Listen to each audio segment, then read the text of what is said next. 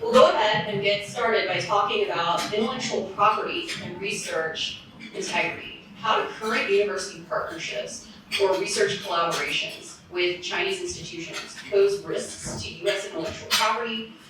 And what safeguards should universities adopt to protect proprietary research? We'll start with you and then we'll go to Jackie. Jackie, can you hear me? All right. Yeah, we have a lot of stories that are starting to come out with the intellectual property issue with China. We know that with these entities, they whether it's professors or programs on the university campuses, what they've done is they've gone in and they a couple different ways they'll get a hold of this research and export back to China to advance their own technologies. And one way is they co-opt professors. We saw that out of one of the Ivy League schools in recent years. They will approach students who come over on visas to study in those research labs, and then those students will try to take that information back. The other way they do it is that they will recruit students on campus to feed them information. We saw a really big expose out of Stanford last year, where they're finding out that whether they're actual espionage agents or they're other individuals posing as students to try and gather information from students and so forth to then take that information back to China. And so just to paint the picture for you that this is a real problem that universities have started to become aware of, but yet they haven't been able to nail down that balance of academic freedom with protecting this information from leaking out. And so I think one of the hardest parts with all of this conversation is when you allow the CCP to one way or another to get into university campuses, is how do you balance out and force and protect the stuff that the universities and research are doing, especially in regards to national security. How do we protect those things and yet still value any kind of relationship we can have with them? I think that's a real tough question for us as a nation at the moment. Yeah, same question to you, Jackie. What are the concerns with intellectual property, and how can we save what can universities do to safeguard it?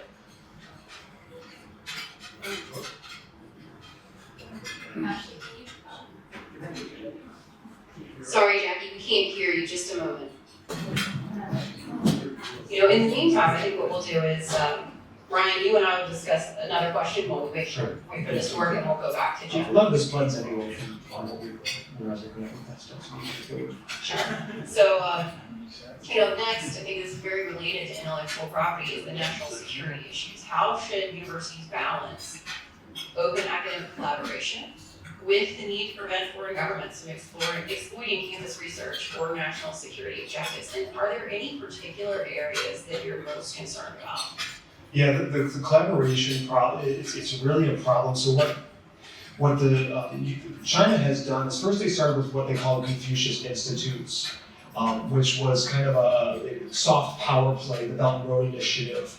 And they came to the university and said, we'll give you all this money, and then you teach culture and history, and everybody will love it. We'll teach some Mandarin language while we're at it, etc. And so when the State Department and the university started to figure out that was a Trojan horse, the Chinese flipped it to these partnerships with sister universities in China, and then they just kept doing the same thing. And the universities kind of went along with it because there's a lot of good money involved in partnerships, etc. But one of the things that I have a concern about national security, and by the way, I spent at Defending Ed, we launched into the university level about a year ago.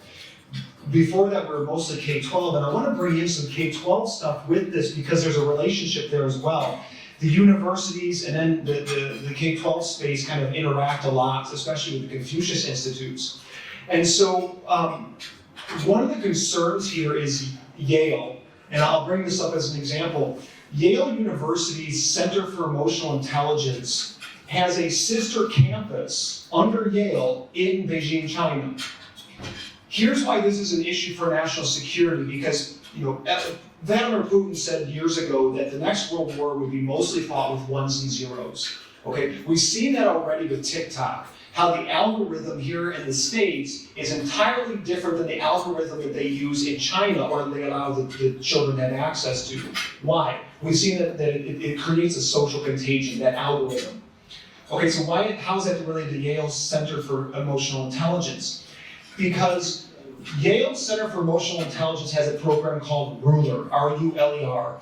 And they're doing this program here in the States, and they're doing it in China. And what they're doing is they're collecting social and emotional behavior data points on millions of children. So you imagine they're taking all these data points of how your child or grandchild responds to behavioral questions. What does this make you feel bad? Why does it make you feel bad? And they take those data points and they can feed them into those algorithms, and they can turn that algorithm and benefit themselves. And so, is that happening? I can't tell you for sure, but that's where my brain goes as both an educator and as a parent, is that it's not just one child's piece of information, it's millions of data points on one question. And if they're using it on the children in China, and then they're also using it here in the States, they're trying to figure out how can we manipulate children. Now come back to the Confucius Institutes. The whole purpose is soft power, right? It's to convince children and the young people that China's this great, benevolent, good actor, and they want to, change how people perceive China and their version of communism. And so we see these partnerships, and I think that's a real national security risk that we should be assessing is why does this university, in this case Yale, sharing this information, because by the way, if you have a partnership with China, you have to share all of your data with the government. And so we have to, at least speculate that information is going over there as well to be used for whatever purposes. Thank you, Ryan. I think we've got our tech issue figured out now. So Jackie, we'll go back to that first question about intellectual property and research integrity. What are your concerns?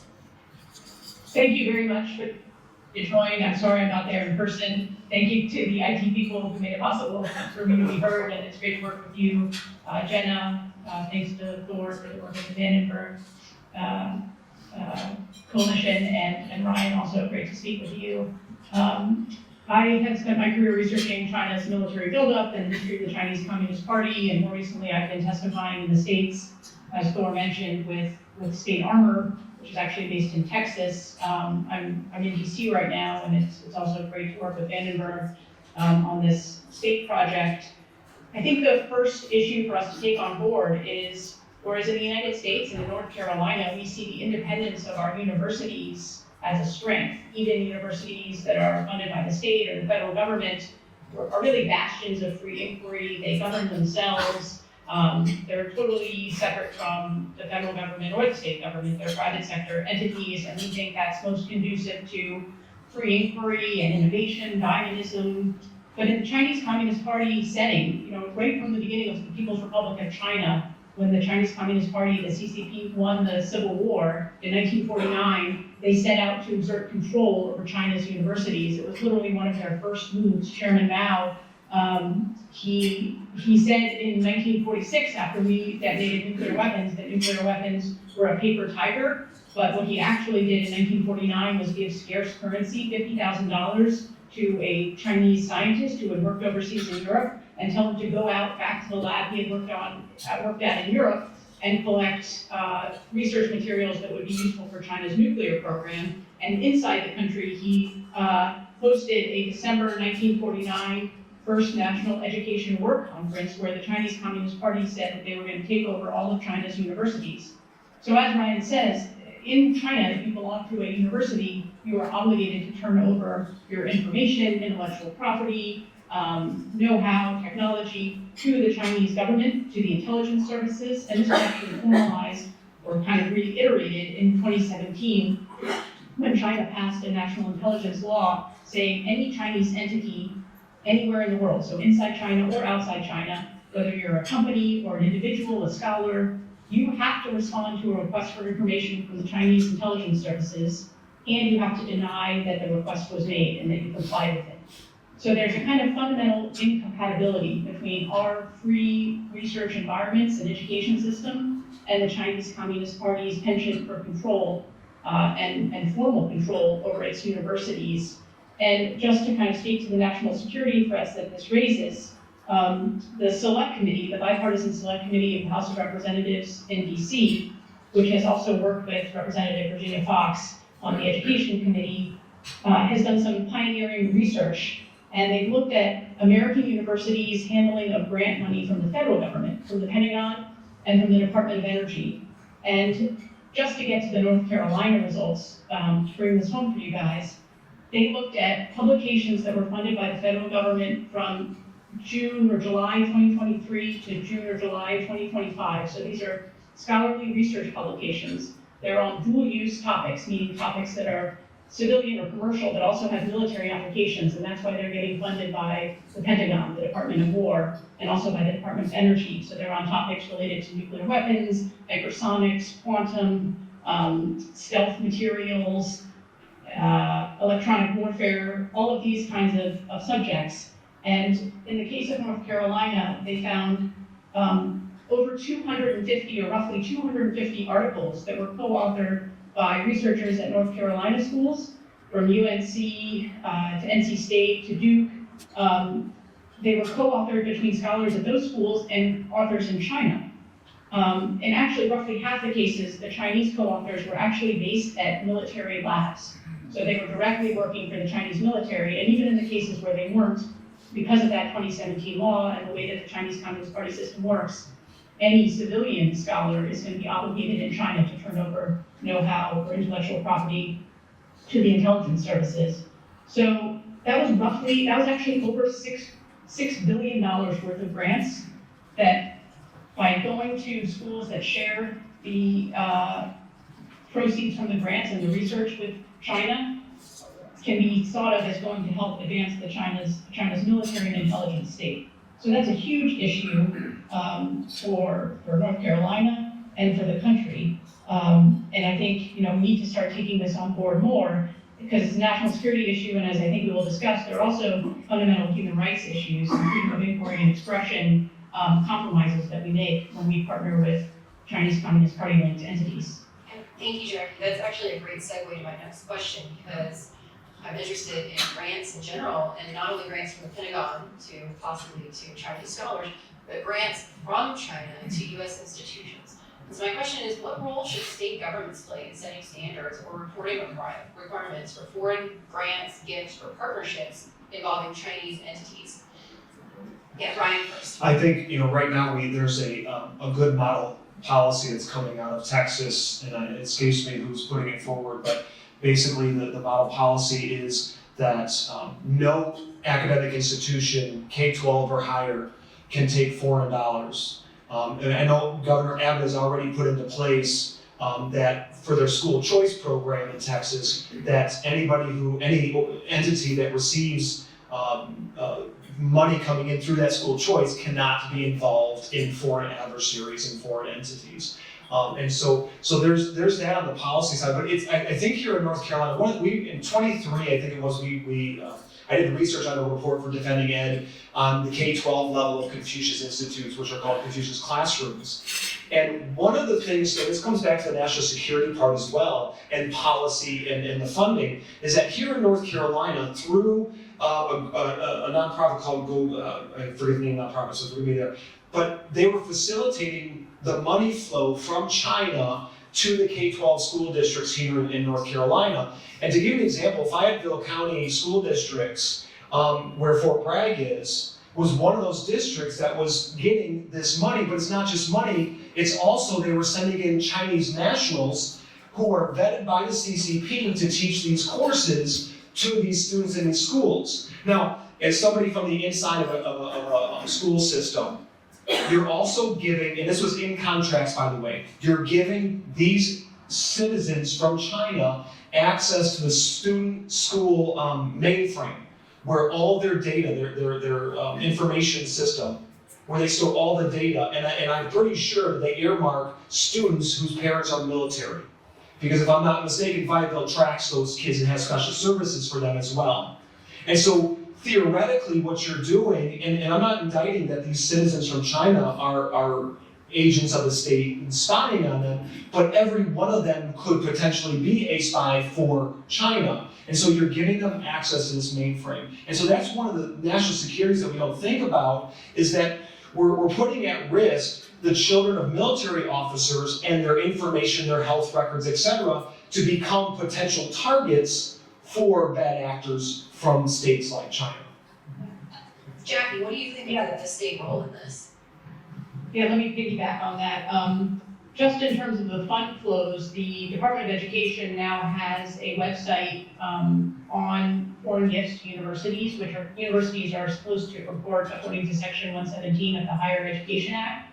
And this new website dashboard is user-friendly, so I highly recommend going there and checking out what's happening. But the latest report, which actually just came out this month, shows that Duke University ranks 9th of the 555 schools that they ranked in terms of the amount of federal funds it gets, and it ranks 14th in terms of the amount of foreign gifts it's collecting, and specifically 18th with regard to gifts from foreign countries of concern, mostly China. So that works out to be a little over $75.5 million from China was reported, or the Department of Education is now showing Duke has taken.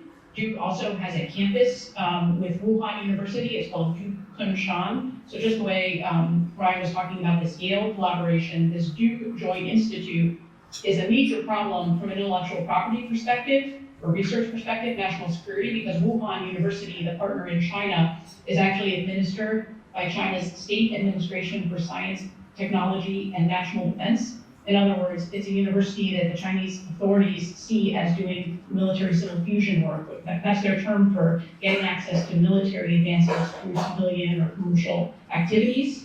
And on the human rights side, the students, you can actually see on the Duke Kunshan website, the students participate in PLA, Chinese People's Liberation Army military drills, and Chinese Communist Party ideological training. So if you are a Duke student, you will be working with students who are literally getting, goose-stepping and being trained to be faithful to Chinese Communist Party, Marxist-Leninist ideology, and to prepare for military service. This is a huge problem, I think, most acutely for students of Chinese descent, because unfortunately, under Xi Jinping, the General Secretary of the Chinese Communist Party, the Chinese government is trying to claim jurisdiction or claim the allegiance of Chinese people of Chinese descent, wherever they are in the world and whatever their citizenship, which is actually a huge threat to our sovereignty and to the freedom of these individuals, who should be allowed to enjoy the rights and freedoms and privileges of other students when they're in the United States or Europe or Australia or Japan or wherever they're studying. It's not fair or right for Xi Jinping and the Chinese Communist Party to try to assert jurisdiction over them and to try to impose Chinese law over them, because that means that they will be stripped of their right to speak freely, maybe criticize the Chinese government, and they won't be able to contribute freely to discourse on campus. There was a Daily Tar Heel article that just came out on January 20th that quoted a Chinese student at UNC as saying that even in the United States, in North Carolina, he feels like he is being surveilled by the Chinese Communist Party. He compared it to the panopticon, and he said if he says things that are not approved by the Chinese Communist Party, he is likely to be punished for it in the United States. So this is a very serious offense against human rights and freedom of inquiry and free expression in the United States that we're facing through these collaborations and partnerships. On what states can do about it, I agree Texas has a model, and Florida has also gone further than other states in terms of requiring state schools to be more transparent about the gifts they're receiving and the contracts they're entering into, especially when it comes to foreign countries of concern as dedicated by the federal, as identified by the federal government. And also, they've changed the position with regard to the ability of schools to enter into research collaborations or have these joint institutes like the one that Duke has. They've said, as a matter of kind of default, the answer should be no. And if a review board, a board of regents, if the FBI, some sort of national law enforcement, national security body okays it, then you can go forward. But just as a matter of kind of general policy, because we're dealing with regimes that have this kind of predatory approach and this incompatible approach compared with ours, you should not be allowed as a school in Florida or Texas to enter into these research partnerships. Again, there can be exceptions if it's deemed in the national interest, or if there's no other way to do the kind of work that's being proposed, a supervisory board can okay it. But as a matter of general practice, students should not be put into these positions of extreme vulnerability, and therefore the default answer should be no. Let's keep talking about the threat to students, because it goes further than just surveying the students. We also heard about Chinese government pressure affecting campus events or speaker invitations. What proactive steps should university leadership take to protect academic freedom and free expression from pressure from the Chinese government to shut things down? I think the first thing they need to do is adhere to the principles of the Constitution, right? These students coming in from foreign countries, regardless if it's China, but let's focus on China, is that you're a guest in our house. And universities extend certain constitutional rights to those individuals. And so if we have, for example, the Chinese Student Scholars Association, which are CSSAs, which are, by the way, they're usually run by the Chinese consulate. And so they become effectively a wing of the Chinese federal government, and they're the ones that are playing a part in silencing fellow Chinese students and Chinese nationals on these campuses. They even shut down a speech, or they tried to shut down a speech by the Dalai Lama, of all people, right? And so, I think that one of the things I've seen this with a few universities around the country where this has popped up is they said, no, we adhere, as long as these students are not violating our school policies and the Constitution, then these students are allowed to have free speech, etc. And I think that, in my opinion, that's where that needs to go. And then if the bad actors, if you will, if they want to continue to throw a hissy fit, then out the door. See you later. Jackie? I agree. I think it's important to recognize that students who are here under something called the China Scholarship Council programs or scholarships, they are obligated to report, well, first of all, they're obligated to sign a kind of pledge of loyalty to the Chinese Communist Party, and then they're obligated to agree to be monitored and to have regular meetings with representatives of the consulates to report on what they're learning or what their interactions are. So those students, while it appears maybe on the surface like they're just kind of the benefits of a meritocratic system and getting their expenses paid, they're actually, unfortunately, being kind of exploited or turned into eyes and ears of the Chinese Communist Party on our campuses. So I think we really need to think hard about admitting China Scholarship Council awardees, and of course it's going to be like whack-a-mole, because if we move forward with any kind of ban, the Chinese Communist Party will probably see fit to re-engage under a different name. I think the Purdue University precedent is worth a look. The head of Purdue University, Meng Chang, who actually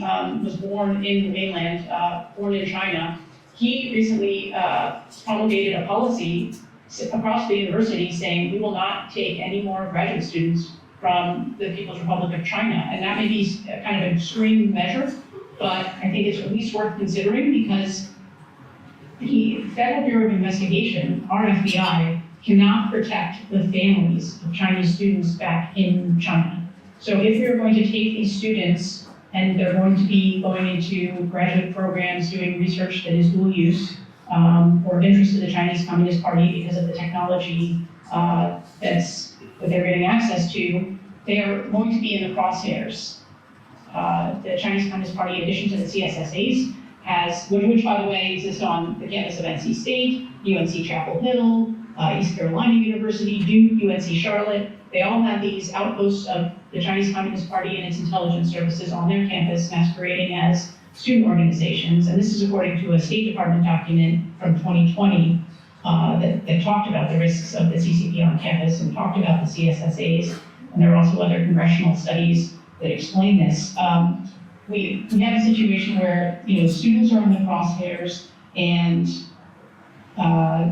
the universities and the FBI can't protect the families back home. So if we're going to take these students, we need to do a much better job of protecting them. Maybe we need to think about admitting their parents if we're going to admit them to our university, so that the leverage back home on them the sticks that the CCP might want to apply won't be as available, but then we're going to bump up against kind of fundamental immigration policy debate. So I think it's worth looking at why the Purdue University president, who himself was born in China, has set forth a policy not to admit Chinese graduate students, and really consider what's happening. There's that Dalai Lama example that Ryan mentioned was from North Carolina. NC State canceled a visit of the Dalai Lama, who is a man of peace and a religious leader the world over, in 2009 under pressure, presumably from the Chinese Communist Party or the government.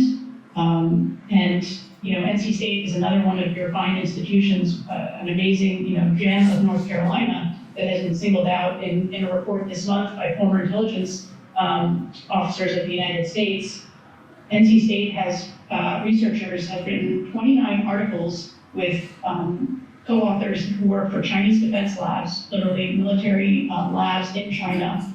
In 7 of the cases, the articles credited U.S. government funding, and there seems to be a kind of regular pattern of collaboration between NC State and China's Northwestern Polytechnical University, which is home to China's State Key Lab of Solidification Processing, which does work on advanced materials for aerospace applications. So everything from kind of heat shielding to stealth coatings and infrared detection. So one of North Carolina's marquee institutions seems to be regularly partnering with the Chinese military lab using federal and North Carolina state money, according to this report, which I commend to you. It's called Our Research Security Policies in the United States Working. And it was, the lead author is Jeff Stoff, who is a veteran of our intelligence community.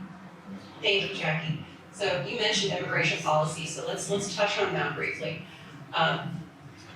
Given national security concerns, how can we balance responsible immigration screening processes with efforts to attract talented researchers and scholars from across the world, which is something that our universities do and probably want to continue doing? Yeah, that's right. Can I go back to one thing, and it'll tie in a little bit, but it goes along with national security and state policy. Something else that I wanted to express about policy to think about when you talk with policymakers and form these things is, it might seem like a little thing, but it has to do with technology. One of the things, I've talked to some people in the cybersecurity world about this, and I've talked to the FBI about this specifically, but one of my concerns is that if our schools tend to ban products from China because they can have hardware access for spying on our systems and our research facilities and intellectual property. But what about Chinese nationals who come over, bring in their phones and their laptops, and then they log into the school's mainframe? Okay, and so that's a concern. So I think one of the things as we talk about immigration is maybe a part of the policy with this immigration, bringing students onto campus is they can't bring their tech with them. So I just want to lay that out there. But I think that with the idea from my personal perspective that any Chinese national could be a potential spy, even if they don't know they're a potential spy, I think that becomes an issue for this immigration stuff, going back to the example from Jackie with Purdue, where it's like we're not bringing these PhD or grad level students in. And so I think that's hard. The other thing I want to bring awareness to that on the immigration debate is, even with the K-12 level, with the Confucius programs, part of those contracts was that the school districts or the nonprofits facilitating these teachers coming in from China was that they would help them get immigration, get their visas. And so who's vetting that? Well, usually, there might be a little bit on the State Department side or et cetera, but those teachers are being vetted by the Ministry of Education in China. So we're taking on good faith that those individuals are good actors, but China's not going to allow somebody who's not a sycophant for CCP and for their system to come on over. They're just not going to do that. And so I think that, I may not have great answers on the immigration front, but I think we would have to do some very, very strong vetting and figure out how to do that properly in order to allow these individuals to come over and be here. I agree, though. I think that America, what makes us great is that we bring in the best of people from around the world, but they need to assimilate to our culture, and they need to be part of our Western culture. And I think that that's really difficult at the moment. Jackie, any thoughts? Yes, well, I think the Deputy National Security Advisor in the first Trump administration, Matt Pottinger, who lived and worked in China as a journalist, he suggested one thing we could consider is if we do take Chinese students, we could provide them with a kind of clean phone when they enter the country, so that minimally they will have the opportunity to kind of surf the web and do things that other students can do without worrying that they're under the watchful eyes of the Chinese Communist Party and Xi Jinping. And so we can't do much about the fact that, as Ryan was saying, they're going to bring in compromised tech, like their Chinese cell phone or their Chinese laptop, which will plug into school networks and be a risk as a vector of malware and surveillance. But we can at least try to protect their ability or give them the ability to enjoy freedom of inquiry. I think, in light of recent events, we should kind of take on board how far China's spying and surveillance, has already kind of crept into the United States and is influencing our campuses.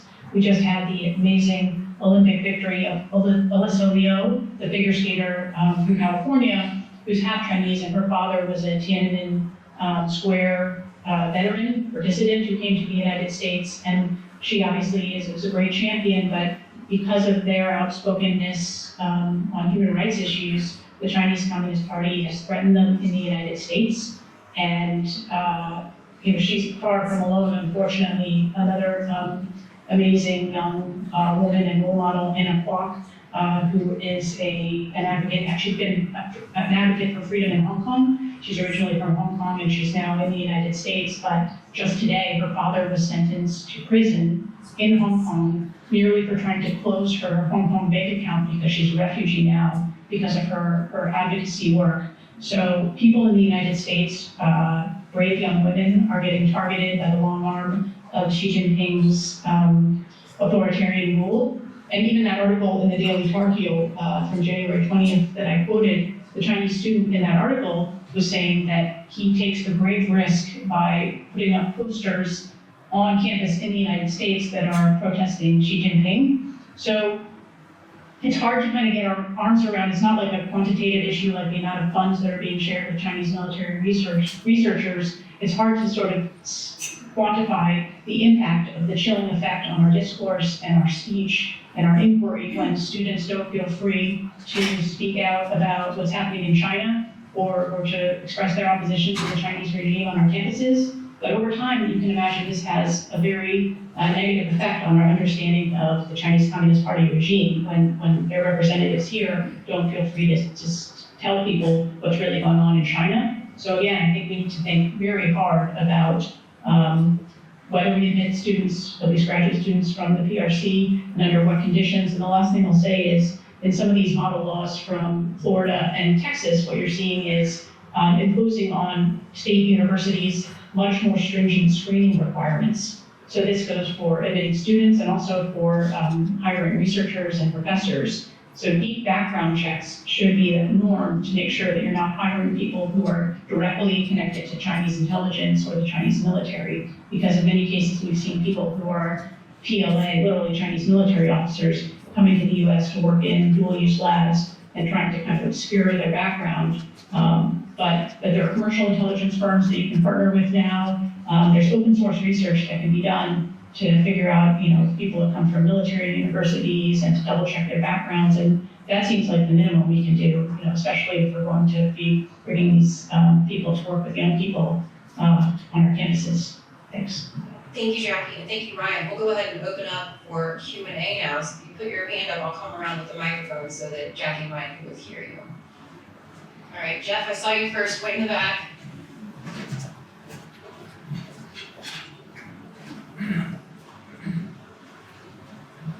I was wondering if you guys could talk to us for a moment about the Chinese effort to fund the creation of charter schools in the United States to apply for the visa exemptions. Jackie, you want to start with that? Or?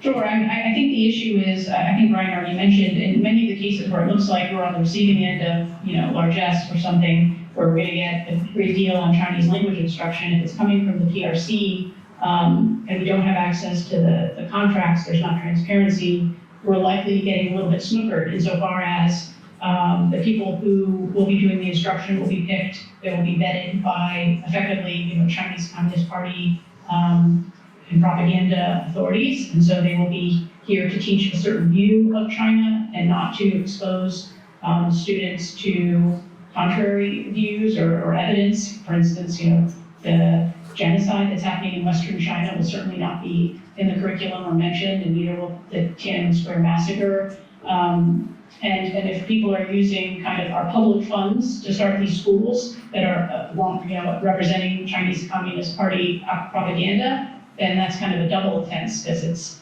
we're taking American money and using it to advance the Chinese Communist Party's China dream, as Xi Jinping calls it. And they actually have a term for this in Chinese. It's called borrowing a boat to cross the sea, when you use your adversary's resources to accomplish your goals that are at odds or at the expense of the adversary. Yeah, and I'll piggyback on that a little bit with, I'm not familiar with North Carolina and that, so I will put that on my list of things to look into for sure. I can tell you in Texas, there's a charter school system that they have a campus actually in China itself. And they pride themselves on teaching Mandarin to their students. They actually get grant money from the DoD. They get grant money from the NSA for programming. And so it's something that we've been quietly trying to raise awareness of, like, how does this charter school system have this relationship with both the federal government and with China? And we haven't gotten great answers on that yet. What I can say in a more broad sense is that they're using our K-12 schools more than people realize. We uncovered a couple years ago that Fairfax, Virginia, the number one STEM school in the country, Thomas Jefferson, had gotten $3 million through a company. They use pass-throughs, right? So it was basically a pass-through to funnel money in. And so what was the trade-off, though? The trade-off was that we believe they gave all student data, all work projects, everything. They just, they had everything over to these Chinese entities. And by the way, we have proof of this. They went back and they created Thomas schools. They used the same logos, the same name, everything, and they recreated that school over in China 5 to 10 times over. Okay, and so, but why K-12? Because one, soft power. They're trying to influence the young kids to say, hey, China's great.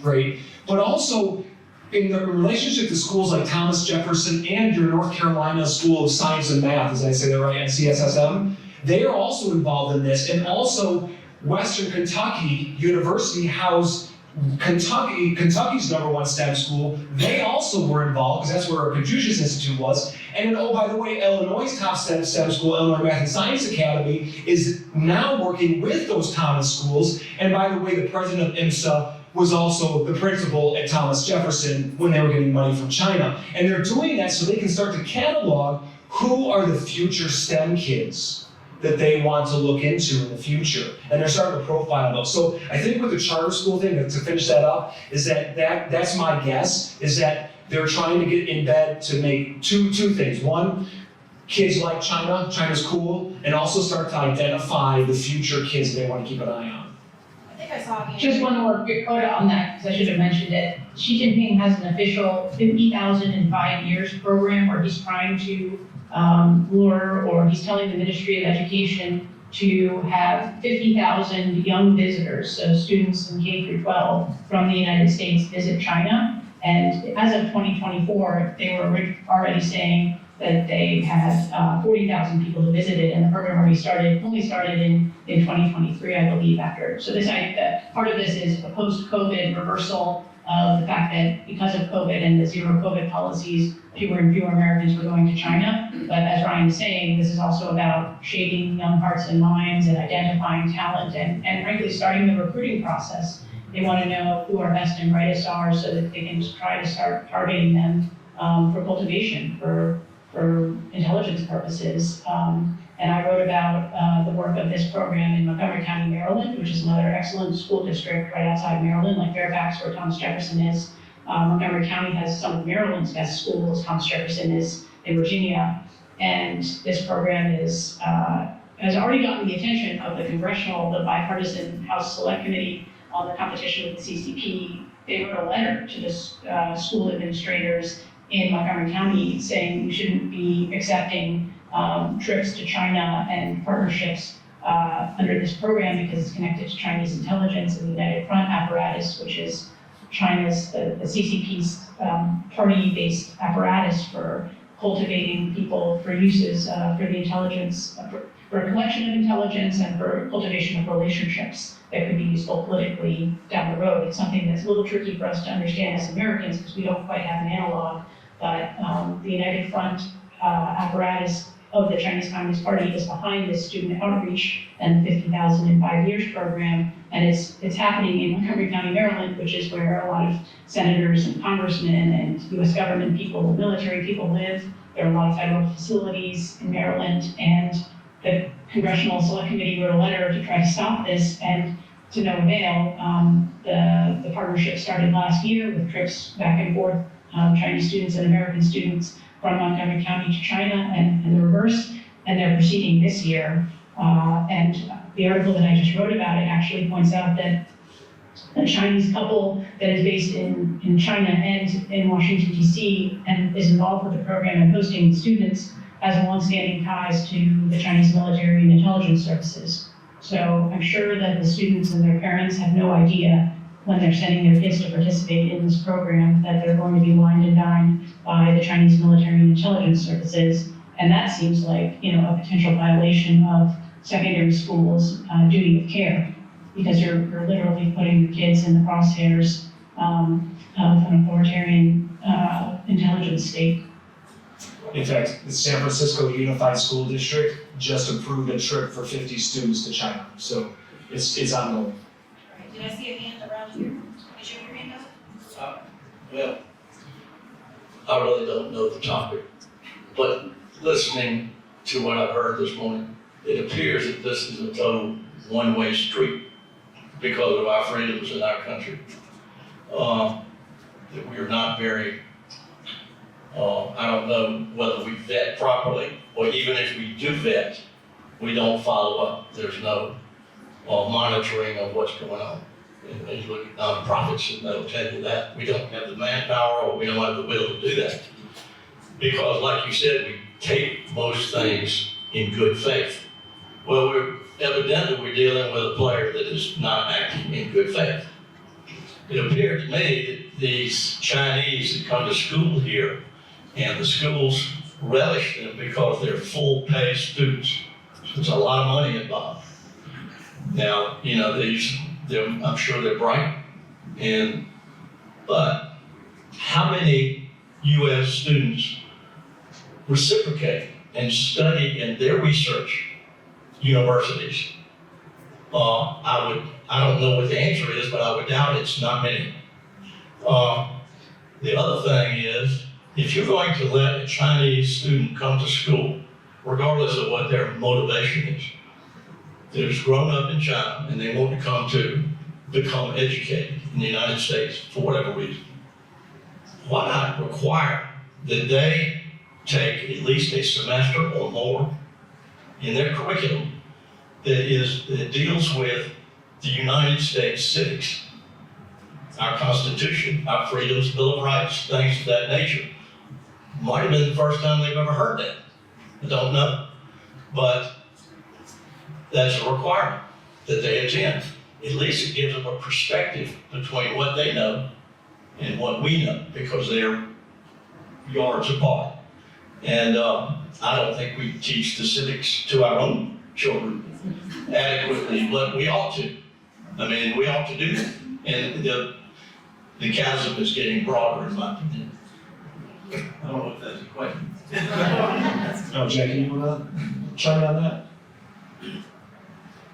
Sure. I think you point to a huge asymmetry.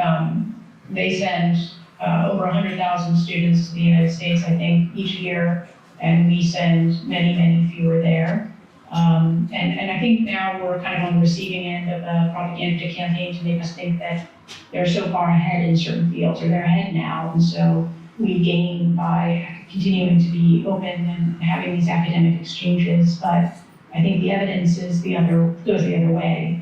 Again, I point to these select committee reports and these other reports by intelligence experts saying that they are kind of systematically harvesting taxpayer dollars through our federal grants and the partnerships, the collaborations that they have.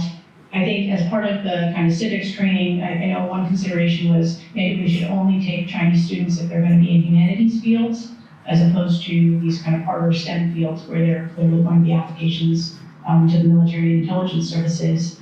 The issue there is, I think once people get admitted to our schools, it would be tough to prevent them from switching majors or changing fields, and so I think that's what we would see.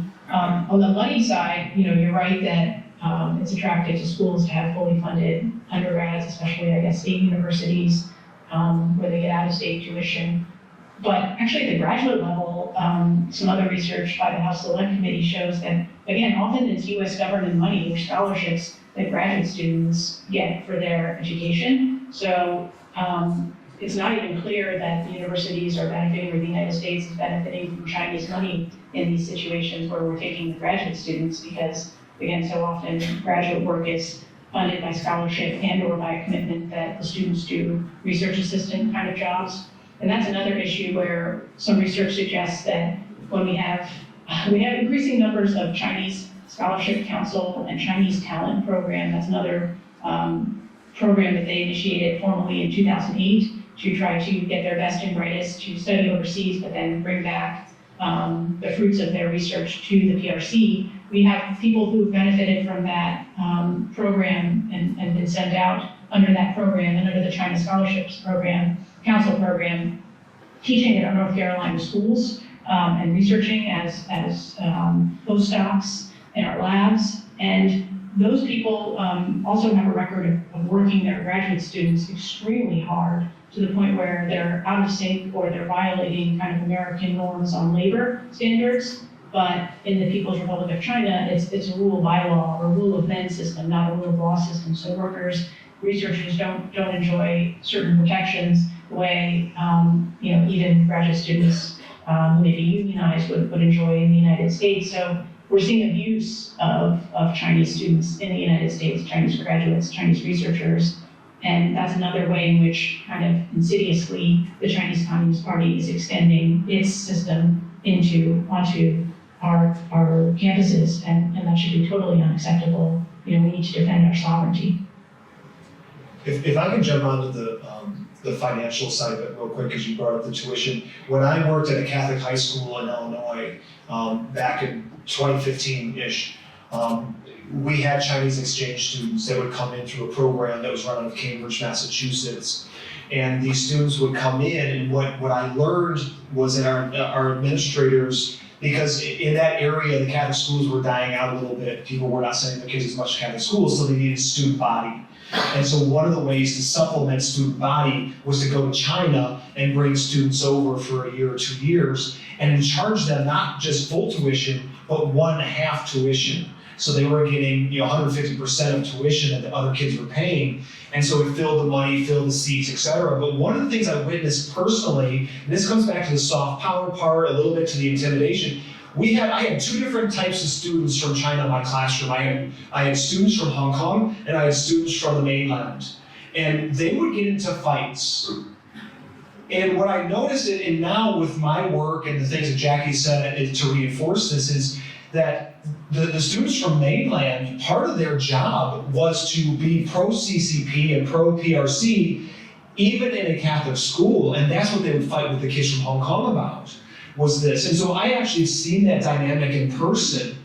And part of the reason that they would come over to the States for K-12 is actually to get into the university level, because they have, and I might have this slightly off, but at least this is what I was told at the time, was that there's an SAT version of a test that they have to take over there, and if they don't pass that test, and Jackie, correct me if you know this and I'm wrong, but if they take that test and they don't pass it, then they get relegated to manual labor, factory type positions. And so parents would pay big dollars to send their kids to American schools, K-12 wise, get them in, and then they could apply for American universities. So that's another avenue that these families and these kids and Chinese have used to kind of infiltrate our universities. Now that's a decade ago, when that's old. But that's a tactic that they use, but it comes back to the financial part of it as well, where it's like the schools see an incentive. Same thing with the universities, where it's like if they can get more money out of China than they get more money out of the federal government, double dipping almost. So it's almost like the government has to come in and almost incentivize them not to be involved in China. All right, we're gonna take one last question, and I saw your hand here.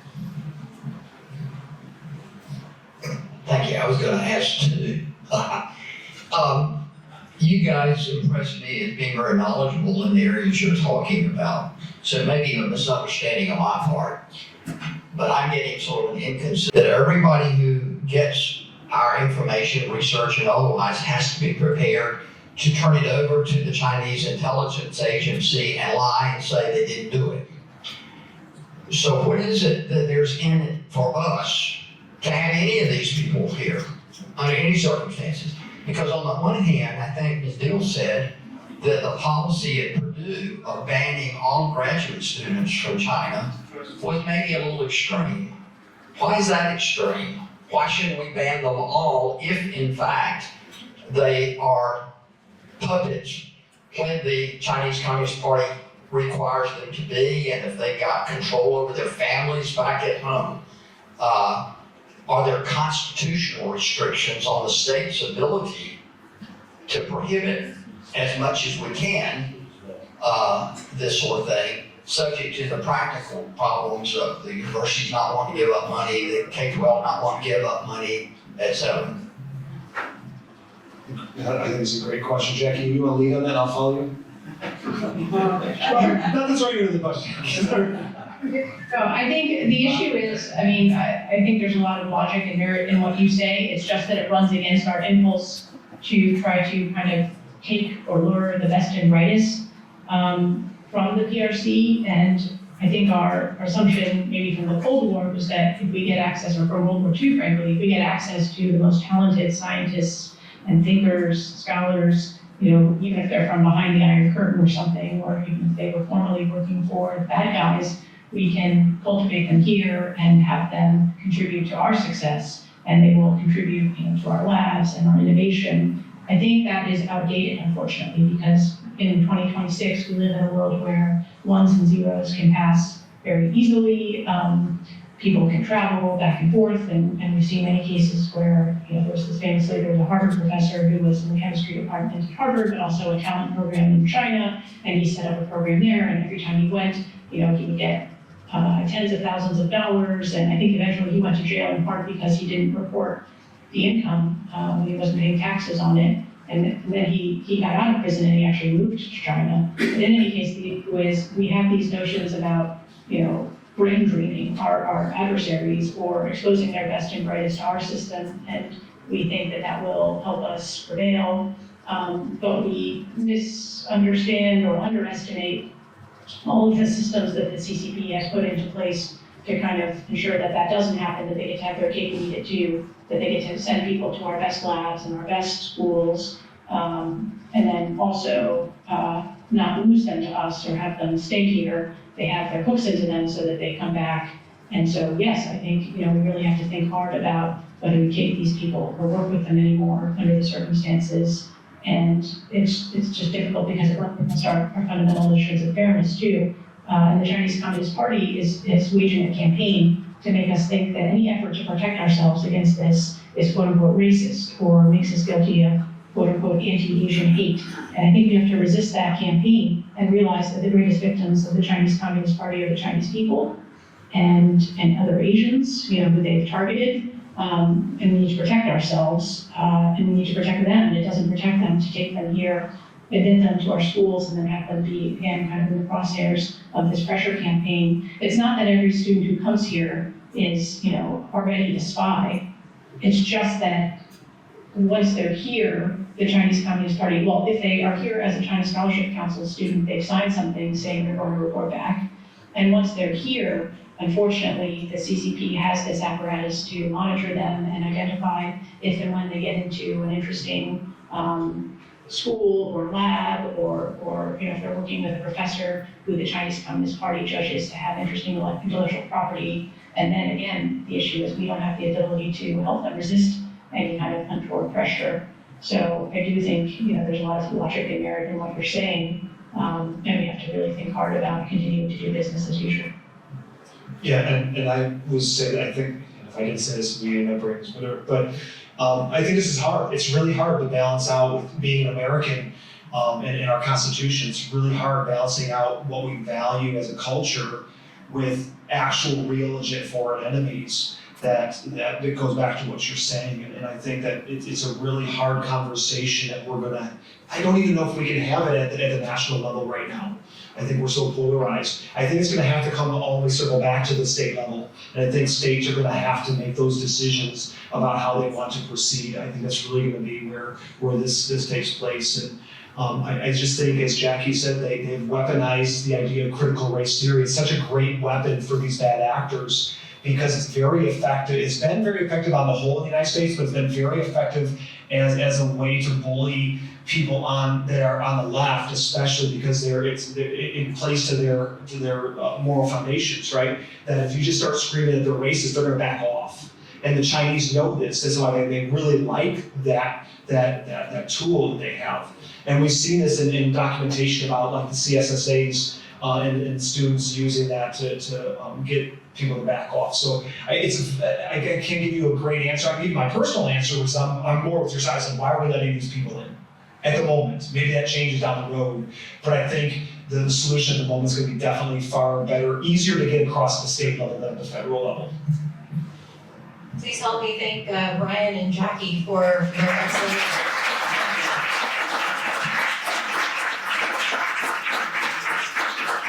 Thank you all for being here, and have a wonderful afternoon.